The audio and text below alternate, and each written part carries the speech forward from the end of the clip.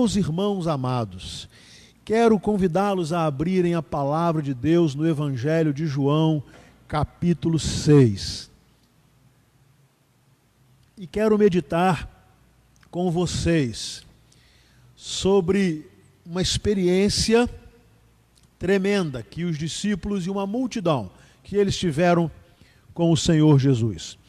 Nós temos, todos nós, a preocupação quanto ao momento que nós estamos vivendo, quanto à saúde, à economia. Nós estamos todos atentos, já há muitas famílias passando dificuldades, e nós queremos trazer para você nesta noite uma mensagem de esperança. E eu quero ler esse texto, começando uma leitura com você, no versículo 1, você vai me acompanhar, e depois eu lerei alguns versículos à frente também, mas irei mencioná-los. Evangelho de João, capítulo 6, vai nos dizer assim: algum tempo depois, Jesus partiu para outra margem do mar da Galileia, ou seja, do mar de Tiberíades, e grande multidão continuava a segui-lo, porque vira os sinais milagrosos que ele tinha realizado nos doentes. Então Jesus subiu ao monte, sentou-se com os seus discípulos. Estava próxima à festa judaica da Páscoa. Levantando os olhos e vendo uma grande multidão que se aproximava, Jesus disse a Filipe: onde compraremos pão para esse povo comer? Fez essa pergunta apenas para pô-lo à prova, pois já tinha em mente o que ia fazer. Filipe lhe respondeu: 200 denários não comprariam pão suficiente para que cada um recebesse um pedaço. Outro discípulo, André, irmão de Simão Pedro, tomou a palavra: aqui está um rapaz com 5 pães de cevada e 2 peixinhos. Mas o que é isto para tanta gente? Disse Jesus: mandem o povo assentar-se. Havia muita grama naquele lugar e todos se assentaram. Eram cerca de 5.000 homens. Então Jesus tomou os pães, deu graças e os repartiu entre os que estavam assentados, tanto quanto queriam, e fez o mesmo com os peixes. Depois que todos receberam o suficiente para comer, disse aos seus discípulos: ajuntem os pedaços que sobraram, que nada seja desperdiçado. Então eles os ajuntaram e encheram 12 cestos com os pedaços dos 5 pães de cevada deixados por aqueles que tinham comido. Por enquanto, até aqui, vamos orar mais uma vez. Pai, nós lemos a Tua palavra e queremos agora nos submeter à unção do Teu Espírito Santo e ao discernimento, para que a Tua palavra seja pregada da forma mais cristalina possível, e que ela, que é poderosa, possa falar a cada coração daqueles que agora podem nos ouvir. Em nome de Jesus oramos. Amém. Meus queridos, esse é um texto muito conhecido. Até mesmo aquelas pessoas que não têm muito contato com uma igreja ou com a própria Bíblia já ouviram falar da multiplicação dos pães, do milagre da multiplicação dos pães. Possivelmente já ouviram falar de alguém que cedeu o único alimento que tinha, 5 pães e 2 peixes. Todas as crianças que foram criadas ou que são criadas numa igreja, lá desde a infância aprendem essa história, cantam músicas para elas, na linguagem delas, narrando essa história de Jesus, falando sobre os 5 pães e 2 peixinhos. É uma história linda e maravilhosa que Deus colocou no nosso coração para falar nesta noite entendendo ser esse um tempo importante para pensarmos sobre a necessidade de pão e sobre aquele que nos dá o pão. A história vai nos contar que Jesus tinha curado muitas pessoas, e ele se retira, e atrás dele vai com os discípulos, vai uma multidão. E ele, tendo ensinado a multidão, tendo ministrado os valores do reino de Deus à multidão, começou já a ficar tarde. E Jesus então olha aquelas pessoas e entende que elas estariam famintas e com a impossibilidade de ter o pão necessário. Então ele vai testar os seus discípulos e ele fala a Filipe: onde compraremos pão para esse povo comer? E aí Filipe responde: olha, nem 200 denários poderia comprar pão suficiente para alimentar essa multidão. Não daria para comprar um pedaço para cada um. André, olhando em volta de todas aquelas pessoas, ele encontra alguém, um rapaz, não sabemos a idade dele, mas pela menção no texto bíblico era um menino, ou era um jovenzinho, e o fato é que aquele menino tinha em suas mãos 5 pães e 2 peixes. Havia fome, necessidade de pão, e havia uma quantidade insuficiente para alimentar pelo menos 5.000 homens. E não se havia contado o número de mulheres e de crianças que estavam presentes a esse momento em que Jesus vai operar um dos seus muitos milagres. A primeira questão: havia uma multidão faminta e não havia pão suficiente para esta multidão. O segundo detalhe importante é que não havia dinheiro suficiente para comprar o pão. Não havia, ainda que eles conseguissem ir à cidade, ainda que conseguissem, eu vou contextualizar, encontrar uma enorme padaria ou um supermercado com todo tipo de alimento, não havia dinheiro suficiente. Era muito pouco dinheiro para tanta gente. Filipe chega a dizer que os 200 denários não seriam suficientes para dar um pedacinho só a cada um. Logo, havia um problema. As pessoas precisavam se alimentar. Não havia dinheiro suficiente para comprar pão para alimentar toda aquela multidão. E a terceira questão é que havia alguém disposto a repartir o que tinha. A história diz então que havia um rapaz, e esse rapaz tinha apenas 5 pães e 2 peixes. É claro que ele havia separado esse mantimento para ele. É óbvio que ele tinha separado para ele os 5 pães e os 2 peixes, talvez para passar um dia, para andar pela Galileia, para acompanhar Jesus. Talvez ele tivesse ido junto com a multidão encontrar Jesus, por saber que Jesus havia feito muitos milagres, curado enfermos, e ele imaginara que poderia demorar, poderia ficar tarde. Ele leva para si. Ele tinha o suficiente para se alimentar. Ele tinha 5 pães e 2 peixes, mas isso era dele. Era para o sustento dele. Era para saciar a sua fome. Então, havia uma multidão com fome, não havia pão para alimentar a multidão, e ainda que os discípulos encontrassem pão suficiente, não havia dinheiro suficiente para comprar pão para toda a multidão, e havia um rapaz que tinha o suficiente para alimentar só a si mesmo.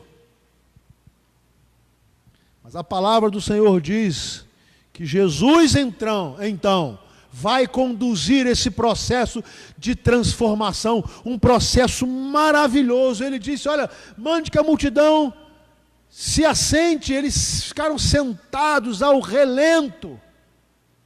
E Jesus então toma aqueles 5 pães e 2 peixes. Veja bem, não há nenhuma instrução ou informação que aqueles pães e peixes foram confiscados, foram arrancados das mãos daquele rapaz. Não. André deixa-nos compreender que ali havia alguém que poderia ter dito, olha, eu tenho isso aqui, é o que eu tenho. E tomando aquela quantidade de alimento tão insignificante, a quantidade insignificante tornou-se uma tremenda abastança, porque Jesus tomou os 5 pães e os 2 peixes, e a palavra diz que ele deu graças pelo que tinha em suas mãos.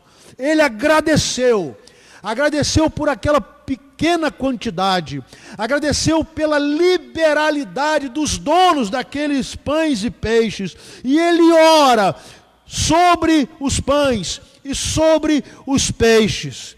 E o texto diz então que há um milagre. Aqueles pães e peixes foram multiplicados e a multidão começou a receber, a ter o alimento necessário, a ter o pão suficiente para cada um mover de Deus. E imediatamente todos começaram a receber a porção do alimento e comeram o suficiente. E então, depois de terem recebido o suficiente, Jesus falou assim, agora ajuntem os pedaços que sobraram e que nada seja desperdiçado. Que lição maravilhosa! A provisão necessária de Deus, o pão nosso de cada dia, Ele sempre nos dá. A provisão necessária que vem das mãos de Deus para os seus filhos. Mas Jesus, que tomou das mãos de um rapaz 5 pães e 2 peixes, quando ele olha uma multidão satisfeita e uma quantidade imensa que havia sobrado, ele deixa uma lição. Não se esqueçam, há alguns momentos atrás vocês não tinham nenhum pedaço de pão para comer. Há alguns momentos atrás vocês foram abençoados com uma oferta de um rapaz que abriu mão dos 5 pães e 2 peixes que tinha para a sua própria alimentação. Vocês se alimentaram, vocês se fartaram, mas não esbanjem, não desprezem essas sobras, só porque vocês saciaram a fome. Jesus estava querendo ensinar, compartilhem, olhem a necessidade alheia, olhem a fome alheia, olhem a pobreza alheia. E eu tomo para nós nesse tempo, que nós precisaremos fazer isso. Pode ser que eu tenha para minha família 5 pães e 2 peixes. E esses 5 pães e 2 peixes são suficientes para a minha família. Mas eu não posso deixar de ver que outros não terão. Mas se eu coloco nas mãos de Deus o que tenho, e coloco o que tenho nas mãos de Deus para que Ele use, Deus vai usar a minha família, a sua família, o nosso pão, para alimentar tantos outros que possivelmente não teriam o que comer no dia de amanhã. Aliás, nós já estamos fazendo isso. Muitos irmãos estão nos doando cesta básica, alimento, para socorrer pessoas que já estão perdendo emprego, que não estão, ou que tiveram salário cortado ou diminuído. Deus tem movido, e se você quiser fazer isso, você pode trazer aqui para a igreja. Nós temos pessoas que estão amealhando esses alimentos, estão sendo com muito carinho distribuídos para abençoar. Que aprendizado. Aconteceu então esse milagre. O texto diz que eles ajuntaram e encheram 12 cestos com um pedaço dos 5 pães de cevada deixado deixados por aqueles que tinham comido. Não havia pão, não havia dinheiro suficiente, mas havia alguém que quis compartilhar o pouco que tinha e colocou o pouco que tinha nas mãos de Jesus, e Jesus alimentou uma multidão a ponto de sobrar. Mas não foi porque Jesus errou no cálculo, foi porque Jesus queria ensinar: agora que vocês se alimentaram, alimentem os outros, olhem também para a fome alheia. Muito bem, eles se dispersaram, e eu imagino que deve ter sido um momento muito impressionante. Estavam impactados com as curas físicas que Jesus tinha feito, né? Curado enfermos, e agora estavam impactados porque Jesus fez um milagre. Jesus fez com que uma quantidade mínima de pão e peixes se multiplicasse a ponto de alimentar a multidão. No dia seguinte, e aí eu vou ao versículo 22, a multidão que tinha ficado no outro lado do mar percebeu que apenas um barco estivera ali e que Jesus não havia entrado nele com os seus discípulos, mas que eles tinham partido sozinhos. Versículo 25. Quando o encontraram do outro lado do mar, perguntaram-lhe: Mestre, quando chegaste aqui? Jesus respondeu: a verdade é que vocês estão me procurando, não porque viram os sinais milagrosos, mas porque comeram os pães e ficaram satisfeitos. Jesus, conhecendo o coração dos homens, ele disse: olha, vocês estão me procurando porque vocês foram alimentados. Vocês estão procurando porque vocês ficaram satisfeitos. Vocês estão me procurando porque houve fartura de pão para vocês. Vocês estão me procurando porque eu operei não só o milagre, mas vocês puderam ter o pão para alimentar os corpos de vocês. Vocês estão me procurando por causa da prosperidade. Vocês estão me procurando por causa da bênção. Vocês estão me procurando porque vocês querem ver de novo pães se multiplicando. A motivação era errada. Mas Jesus vai lhes dizer, versículo 27, não trabalhem pela comida que se estraga, mas pela comida que permanece para a vida eterna, a qual o Filho do homem lhes dará. Jesus começa a trazer exemplos, uma aplicação espiritual. Agora Jesus queria deixar de chamar ou desviar a atenção daqueles homens sobre o pão que eles haviam comido, sobre o pão que comeriam num dia e precisariam comer no outro também. Jesus também quis tirar ou desviar a atenção daqueles homens daquilo que é material, a única preocupação com saciar ou necessidades e desejos, mas no plano tão somente material. E aí Jesus vai dialogar com eles e eles vão perguntar a Jesus: o que precisamos fazer para realizar as obras que Deus quer? Jesus os está chamando a um comprometimento com a obra de Deus. Jesus está chamando aqueles homens a um envolvimento, talvez lembrando àqueles homens o singelo gesto de um rapaz que resolveu abrir mão de 5 pães e 2 peixes que tinham para o seu alimento pessoal, para que nas mãos de Jesus todos pudessem ser alimentados. Jesus agora está convidando aquelas pessoas para o envolvimento com a obra de Deus, com algo muito mais valioso, muito mais poderoso do que o pão que ele mesmo, Jesus, havia feito multiplicar. No versículo 29, Jesus responde: a obra de Deus é esta, crer naquele que ele enviou. O foco não era o pão, nem o milagre, nem o rapaz que havia doado os 5 pães e 2 peixes, mas eles deveriam crer que Jesus era o enviado de Deus.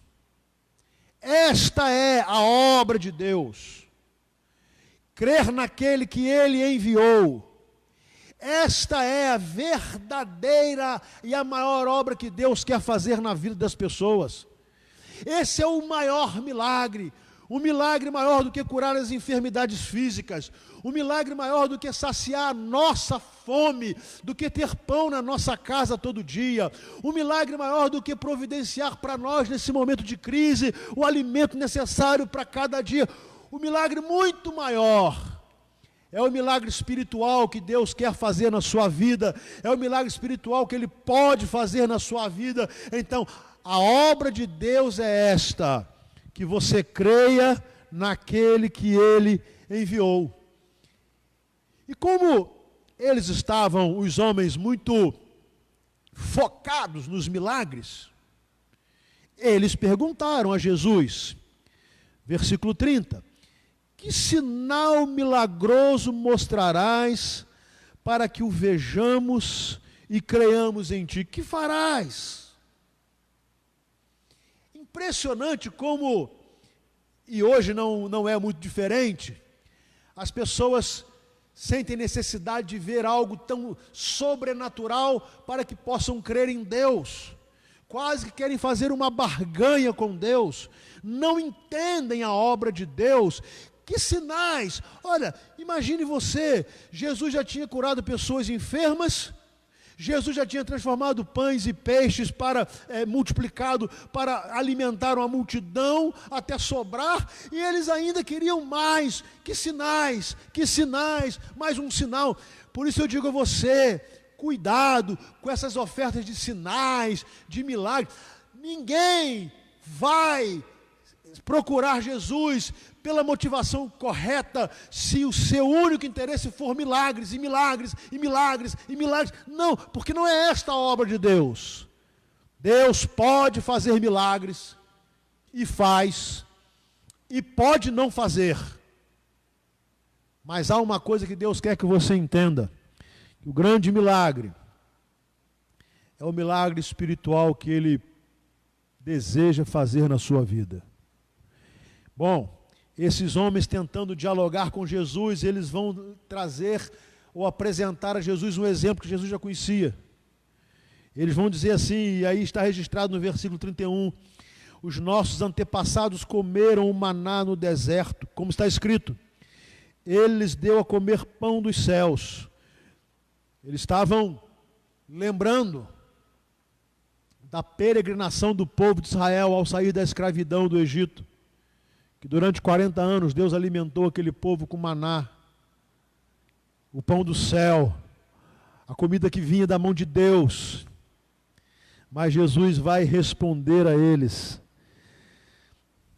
Declarou-lhe Jesus, digo-lhes a verdade, não foi Moisés quem lhes deu o pão do céu, mas é meu Pai quem lhes dá o verdadeiro pão do céu. Pois o pão de Deus é aquele que desceu do céu e dá vida ao mundo. Não foi Moisés. Cuidado para não idolatrar personalidades religiosas. Cuidado. Quem dá o pão do céu é Deus. Quem deu o maná durante 40 anos não foi Moisés, foi Deus. Quem tem provido sobre a nossa mesa todos os dias é o nosso Deus. Não é a minha capacidade de produzir dinheiro e nem a sua. Hoje, milhares de pessoas perderam a capacidade de produzir dinheiro. Milhares de pessoas perderam e perderão seus empregos. Milhares de pessoas perderão ou terão diminuídas as suas rendas. Então a capacidade de prover o pão, ela não está nas nossas mãos. é bênção de Deus, é Deus quem promete, é Ele quem nos dá. Deus é o dono de todas as coisas. E aqueles homens, confiando em Moisés, eles ouvem de Deus: não, o pão não foi Moisés, não foi Moisés, foi Deus, foi o Pai, pois o pão de Deus é aquele que desceu do céu e dá a vida ao mundo. Eles ficaram meio confusos agora, não entendendo, e disseram eles: Senhor, dá-nos sempre desse pão. Dá-nos sempre desse pão. Nós queremos esse pão do céu. Nós queremos esse pão. Eu imagino que eles estavam fazendo uma ligação àqueles 40 anos que o maná caía todos os dias. Com exceção do 7º dia, no 6º dia caía em dobro. Era o alimento garantido. Jesus chegou a dizer isso no sermão, nos seus sermões. Ele vai dizer que nós não deveríamos nos preocupar com aquilo que havemos de comer ou de beber ou de nos vestir. O Senhor conhece as nossas necessidades e Ele garante para nós uma sobrevivência digna.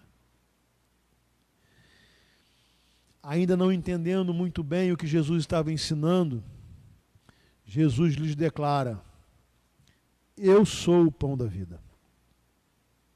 Vocês ficaram felizes porque receberam muitos pães. Vocês ficaram espantados e maravilhados porque eu orei e aqueles 5 pães e 2 peixes foram multiplicados de uma forma extraordinária. Todos comeram o suficiente e ainda houve sobra. Mas eu estou dizendo a vocês, Jesus falando, que o que eu tenho para vocês é algo muito maior, é muito melhor. Eu sou o pão da vida. E aquele que vem em mim, ou que vem a mim, nunca terá fome. Aquele que crê em mim, nunca terá sede. Jesus agora está falando ser Ele o único capaz de saciar a fome e a sede espiritual.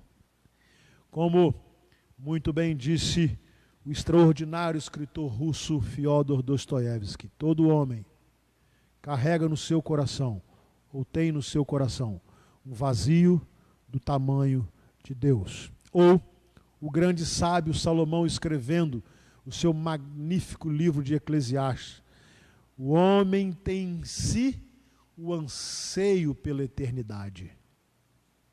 E Jesus está dizendo àqueles homens: eu posso matar essa fome e essa sede espiritual. Eu posso preencher esse vazio que está aí no seu coração.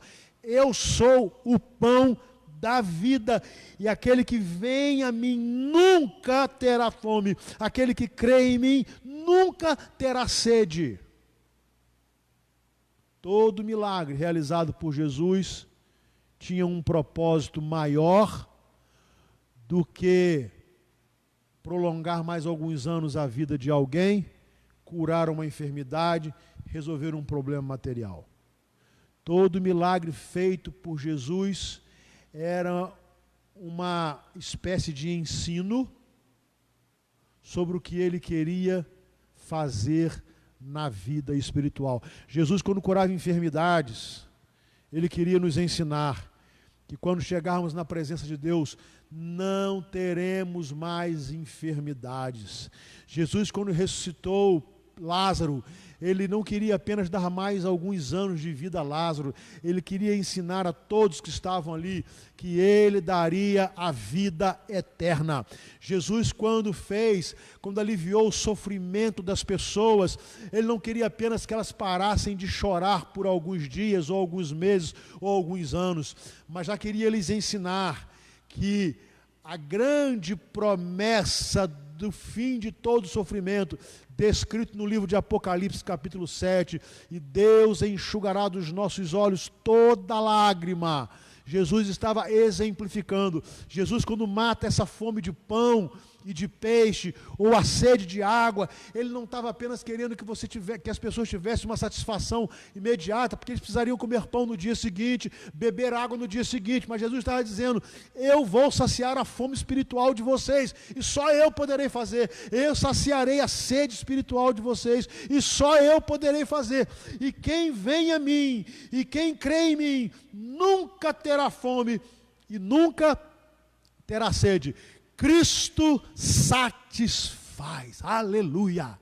Cristo satisfaz, Cristo é suficiente. Por isso ele, já preparando os discípulos para a sua partida, ele diz: deixo-vos a paz, a minha paz vos dou, não vou-la dou como o mundo a dá. Paulo vai traduzir isso aí de maneira linda, dizendo assim: a paz de Cristo, que excede todo entendimento, guardará o vosso coração. Eu quero terminar dizendo a você que nós vivemos dias de apreensão. Qual é a grande questão que tem se tratado no mundo? E hoje vou particularizar um pouco para o nosso país. Vamos cuidar da vida, da saúde, ou vamos cuidar da economia e do emprego? Uma questão inútil de ser discutida. Nós precisamos da saúde, nós precisamos do emprego, nós queremos viver, nós precisamos trabalhar. Toda essa complexidade que se faz presente agora é uma complexidade que deve nos levar a pensar: quem vai saciar a nossa fome?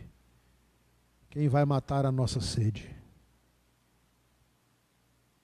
Primeiro, nesta conclusão, eu quero convidar as minhas ovelhas